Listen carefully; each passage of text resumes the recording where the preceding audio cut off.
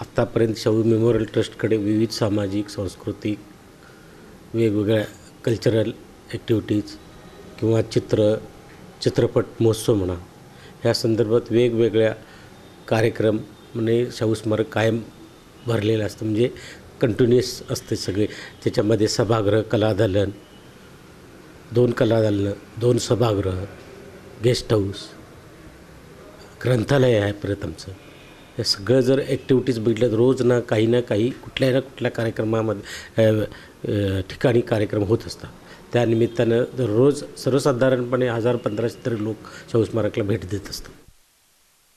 नूतनीकरण झाल्यामुळे पूर्वीचं आमचं एक सभागृह होतं, त्यामुळे दुसऱ्या साधारण एक 150-200 लोकांच्यासाठी जे सभागृहासाठी लोक पाहिजे होतं ते एक सभागृह जादाचं तयार झाल्यामुळे तो लोकांचा ठराविक थोड्या लोकांसाठी चर्चासत्र किंवा परिसंवाद काही जर छोटेखानी घ्यायचा असला तर त्या लोकांची चांगली सोय झालेली आहे आणि त्यामुळे त्या हॉलमध्ये बऱ्यापैकी कार्यक्रम होत असतात. सर्वसाधारणपणे वर्षाला 365 दिवस वर्षाचे जरी धरला तरी साधारण आमच्याकडे सर्व मिळून दोन्ही तिन्ही सभागृहामुळे मिळून साधारण 1000 ते 1200 कार्यक्रम होत असतात. म्हणजे दर दिवशी किमान 2 ते 3 कार्यक्रम हे ठरलेले असतात. म्हणजे कलादालन हे सोडून पुस्तक प्रदर्शनं किंवा आर्ट गॅलरी, आर्टची चित्रांची प्रदर्शनं, चित्रपट महोत्सव हे सोडून असं होतं. त्यामुळे रोज काही ना काही कार्यक्रम शाहू स्मारकला हे होतच असतात.